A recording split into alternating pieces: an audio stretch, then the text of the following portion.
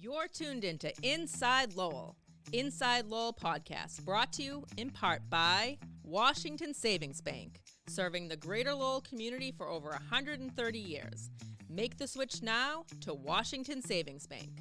Reverie 73, Lowell's #1 cannabis shop. Elevate your cannabis experience at Reverie 73.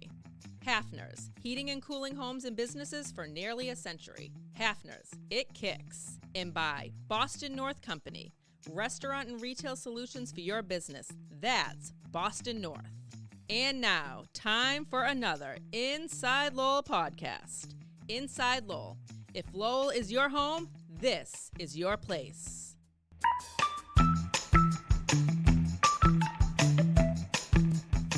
Hello again, everybody, and welcome to another Inside Lowell podcast. I am your host, Teddy Panos, your host for this podcast. Of course, we have a million others here on Inside Lowell, and we encourage you to check them all out by going to our website, InsideLowell.com.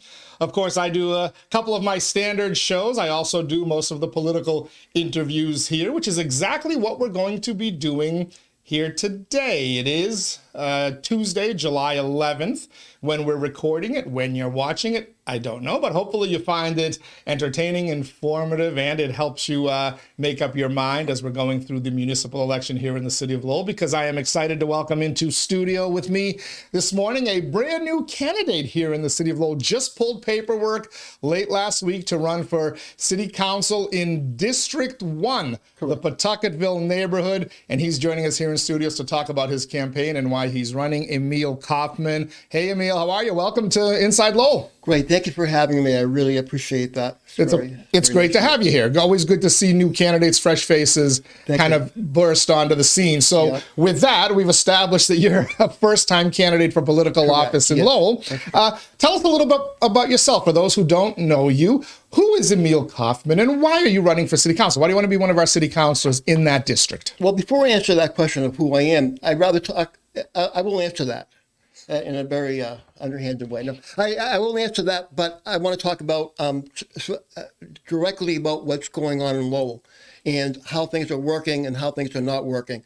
But I want to begin I want to predicate that on what is the city of Lowell's relationship to the parks and to the university, because this really determines what's really happening in Lowell and why Lowell is working rhetorically. So everyone's a cheerleader, Lowell's doing great, but in reality, Lowell is collapsing in on itself.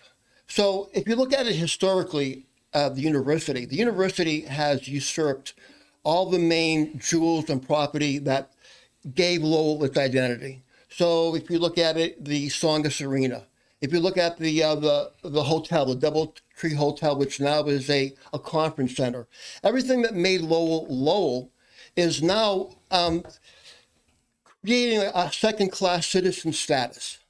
And one of the big things that happened over the years, which kind of made Lowell not successful, regardless of what the cheerleaders say and the pageantry behind how great Lowell's doing, and the promo videos with the monorail and the shopping outlets and that kind of thing, and the courthouse, all of that is great rhetoric. It's kind of a Potemkin village, a whitewashed kind of reality. But the truth of the matter is, Lowell is not really moving forward. And one of the big things behind that is when they began not taking the bus services from downtown and moving it to the outskirts, almost as if the regular Lowell citizen somehow is an eyesore, a second-class citizen. But what this did was the unintended consequence is it decreased foot traffic. And by decreasing foot traffic, you get less people interested in placing big retail or food franchises in downtown. You don't see a Starbucks downtown. You don't see a Bertucci's. You don't see anything which is a magnet for a destination city. You see a city with small businesses which are obviously subsidized. They don't have a real stream of revenue, and one pops out, one pops in. So it's a musical chair kind of reality of downtown.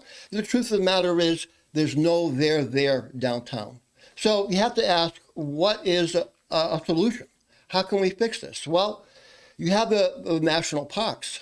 You have ethnic restaurants, like 22 Asian restaurants, French restaurants, Portuguese restaurants, Brazilian restaurants. This is a mecca. Don't forget the Greek, please.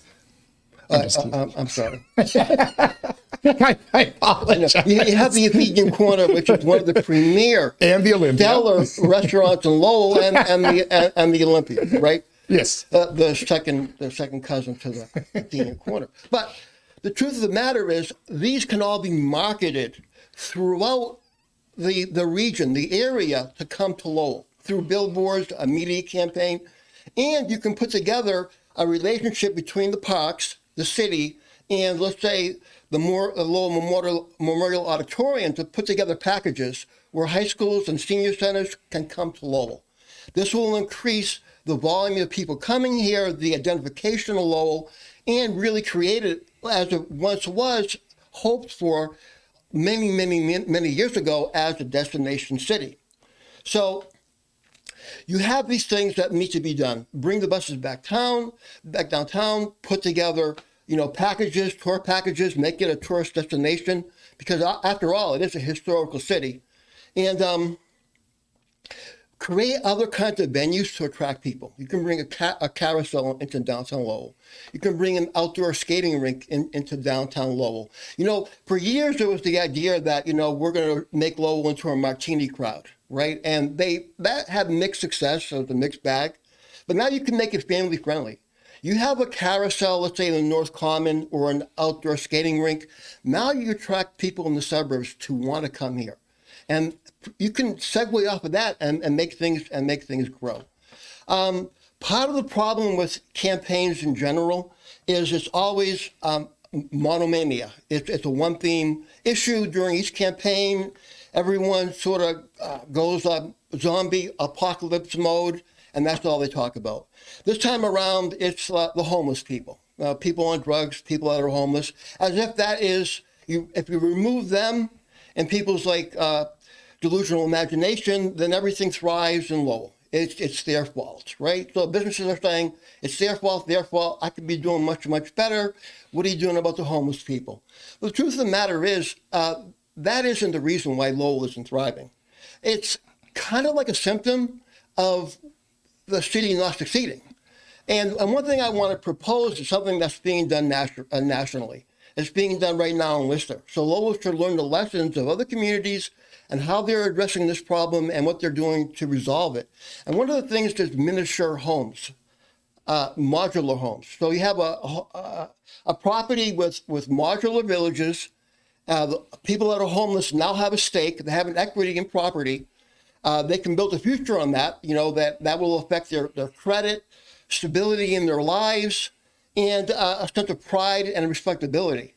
The way things are now, people that talk about the homeless, they probably don't know the name of one homeless person. It's some abstract glob of people that, shouldn't be here. But there's no real humanity in that. I know the church don't contribute to the homeless people. Ironically, it's all people behind the scenes, pushing and prodding people in power to do their will at their beck and call. This is not the way the city should be operating. There's certain things that kind of are indexes on why the city is not doing well. If you looked at the bikes, for years have the bikes, okay? This is going to be a beautiful rendition to the way Lowell is moving forward in the future. The bikes are here. They were vandalized for whatever reason, project failure. Now you look at the Riverwalk, right? A $30 million investment. It's going to totally redefine the city and attract everyone to come to Lowell. To me, when I go there, it's forlorn. There's no one there. It's not utilized. I mean, you can have, if the city got very imaginative, you can get craft shows, fairs, art shows. And one of the things I like to see in the city is to start to market the city to new demographics.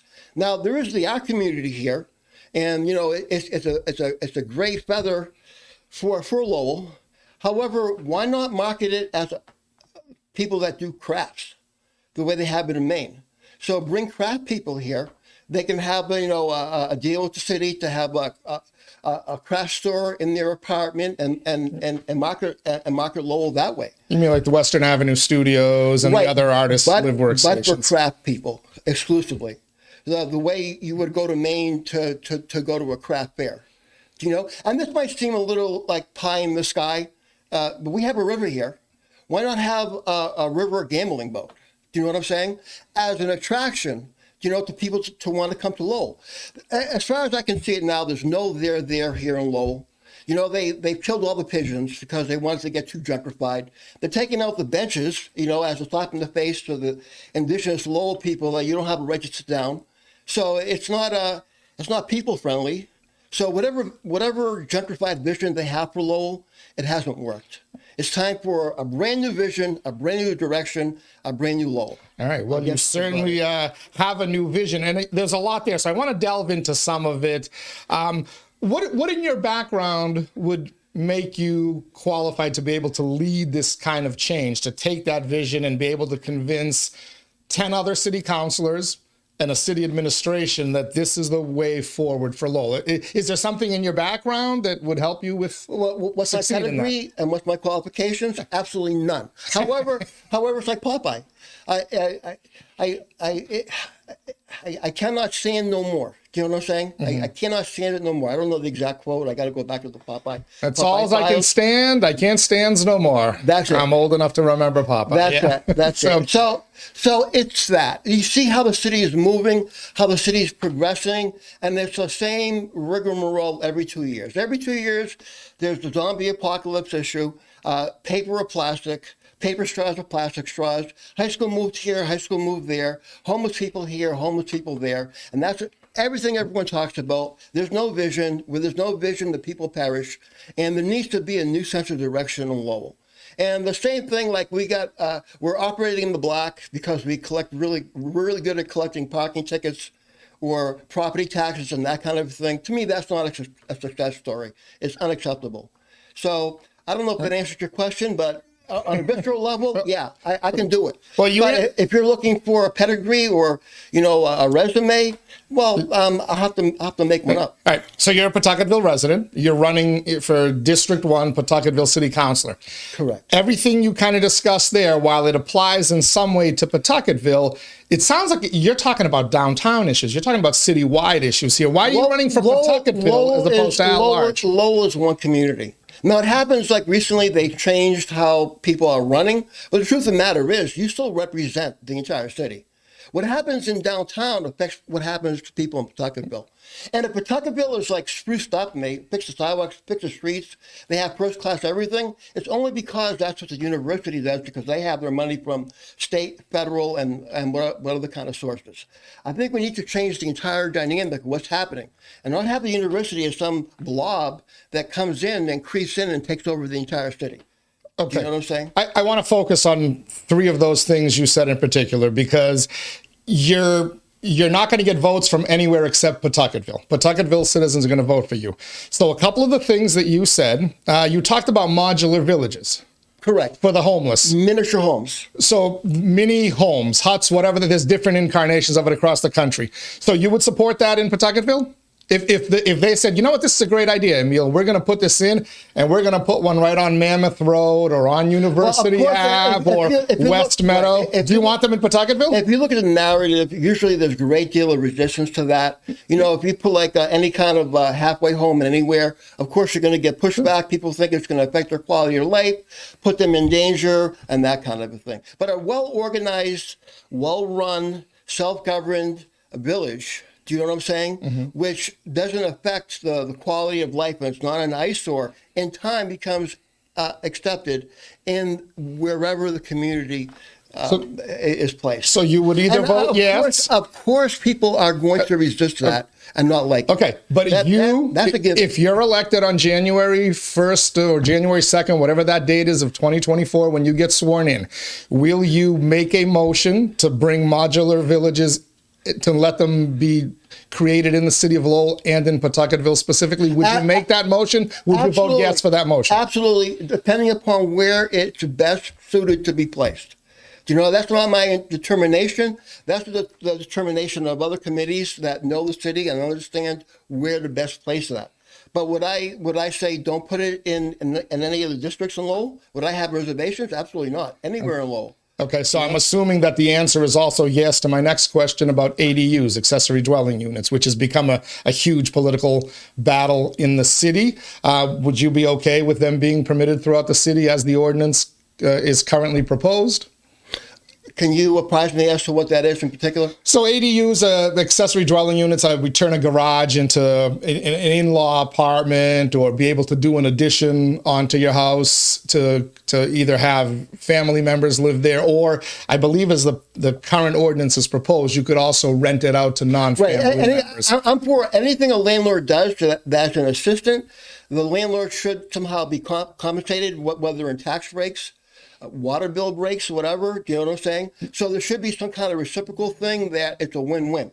Not just somebody does something and they have to, absorb all the burdens from what they're trying to do. But it has to be done in a more creative way, in a way that makes it more appealing to the people that are involved. So as an abstract concept, yes, but you're going to have to flesh it out more so people understand what's in it for them. Okay, but if somebody wants to build an ADU in their home, or addition to their home, or turn a garage into an ADU, you would be okay with it, and also be willing to provide some kind of tax break or incentive or financial incentive for it? I don't know what the particulars are in that, but everything within limits and within the will of the community. So if there's a referendum on that and it's thumbs down, obviously the person that is representing that particular district is going to have to abide by the will of the community. They can't go off willy-nilly on their own impulse. So yeah, according to what the community absolutely wants. Okay. The other thing that you said that might have perked up some ears was about the university. You believe the university is a negative. No, I didn't say that. The expansion of the university is a negative. I didn't say that. But I say that the people of Lowell, the city of Lowell, is really playing the role of a second-class citizen vis-a-vis the university. Now, you can't deny that if you see the long-term development of what's going on. Sure, the university is a great engine for improving the overall dynamics of what's happening here, but it's still the university. It's not the city per se. The city does not hold on to its own assets because it's not managing them properly. Even the Lowell Memorial Auditorium, if I had a guess, I would say the stream of revenue really isn't there. I think it's all being subsidized, and that's why it's remaining the way it is. And in time, it's going to be another university property. And I don't think that is a good thing. I'm not saying your university is a negative. I'm not saying get rid of the university. I'm just saying change the dynamic between the city and the university. But would you have voted no to the sale of Old Atcher Park to the university? If you were sitting on the council? Oh, absolutely. You would have voted no. You would have wanted the city to keep that. I would want the city to get its act together and make sure that it can hold on to what it has. Do you know what I'm saying? And not use the university as the outlet for failure. What if that asset is costing the city money? You could put a happy face on anything. We failed, but the university is here for us. That's not success. That's kind of a bait and switch. So if that asset is losing money, you still think the city should keep it, hold on to it, and find a way to make it profitable? Find people that can manage it to make it successful. Okay. Okay? Just because you're failing, it doesn't mean to say that, nothing else could have been done. It was inevitable. It's inevitable that the city becomes usurped by the university. Okay. It's just the law of nature. So I'm not buying into that at all. So if you're elected, another issue you may have to vote on is whether to sell off some of these city garages. We hear about the parking enterprise fund. It's in the negative. They're not making money. Some people are saying sell these garages to a developer. Not if you package Lowell correctly. You got all these ethnic restaurants. You can, as I said, you can go to the senior centers. You can go to the high schools. You're doing tour trips, tour guide trips, get people in here. You can have you can go to Brood Awakening in the morning for a breakfast. You can go be at Thai for lunch. You can see a show at the Lowell Memorial Auditorium. You can go on a national park tour. You can package and market the city effectively, so you don't have to start selling your limbs and organs in order to survive. That's not the way to go. I'm sorry. Okay. We're chatting with Emile Kaufman, candidate for Lowell City Council in District 1, Pawtucketville neighborhood. You have till the 18th, which is exactly a week from today, 5 p.m. to return your signatures. How is the signature gathering going? I got one so far. One signature so far. But I'll have it. You may need to pick up the pace. And, I'll pick up the pace. I've been doing other things, but I'm going to go out tomorrow and the day after. Okay. And I mean, it's a 200, that kind of thing. Yeah, you need to get 150, but they advise you get over 200. Yeah, Some get tossed but I do have one solid signature. Okay, is it yours? No, it's somebody from City Hall. Don't forget to sign yours. You'll have a second one. Oh yeah, that's correct. All right. Bus service. That was an interesting point you brought up. A lot of people have pointed to that moment when all the buses went to downtown. Now they go to Gallagher Terminal, right. And they have the circulator that brings people downtown. A lot of people point to that as the final nail in downtown's coffin. Would you push actively to find a way with the Lowell Regional Transit Authority to get all the buses coming back to downtown again? Absolutely. And I would change the kind of like hoity-toity thing about making everything historical, because the historicity that they're talking about is only something from 1830s. But I noticed that they got rid of all the murals from like the turn of the century or the late 19th century.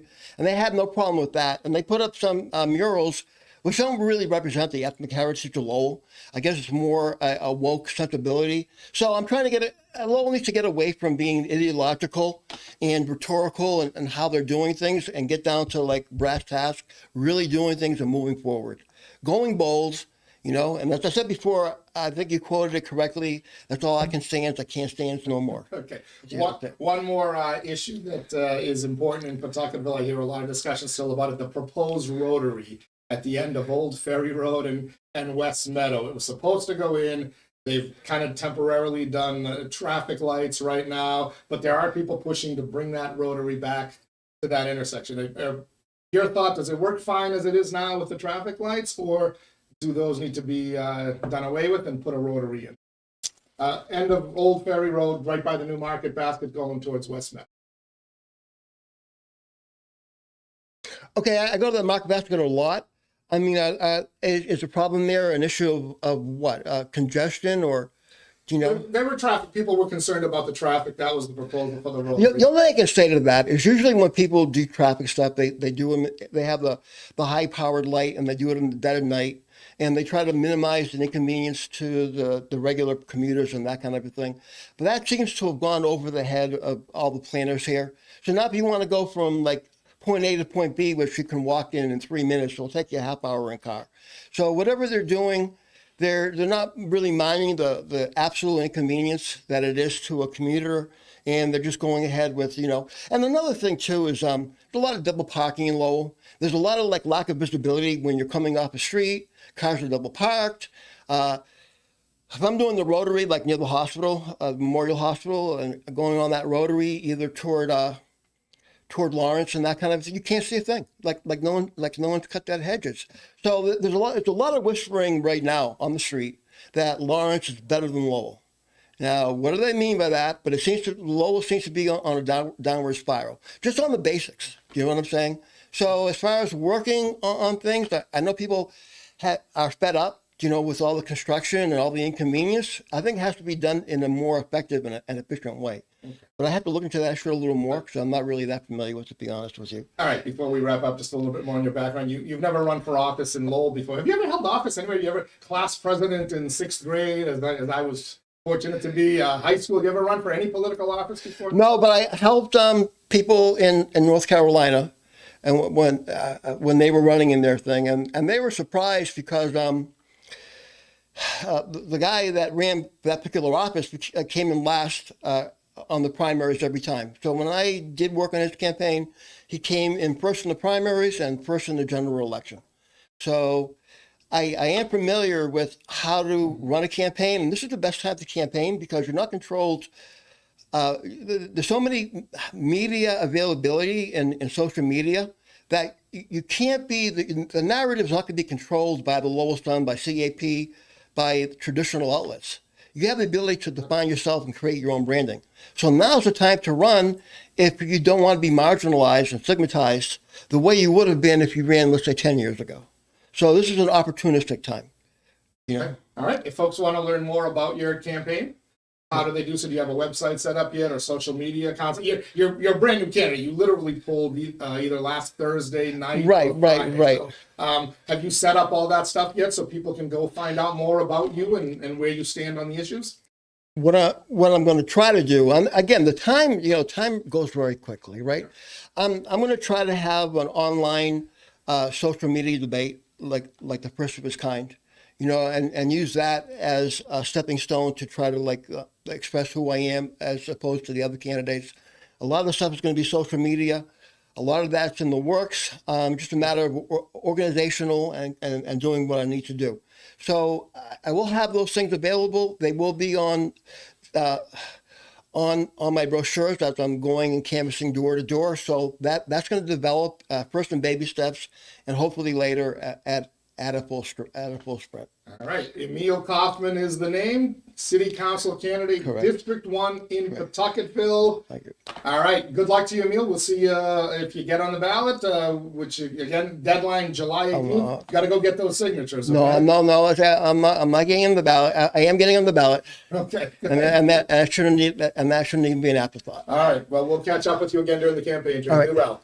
All right. Thank you. Thank you. Have a great day. And there you go. Emile Kaufman, candidate for Lowell City Council, joining us here on Inside Lowell. Hopefully you found out a little bit more about his candidacy and why he's running. Thank you for joining us here. We'll continue to introduce you to candidates in the coming days and weeks here on Inside Lowell as we get closer and closer to the election. And of course, follow all your political news Inside Lowell. You get it fast, you get it first. We have the most experienced political coverage team in the area here, and our coverage is only going to expand going forward. Till next time, everybody, I'm Teddy Panos saying stay safe.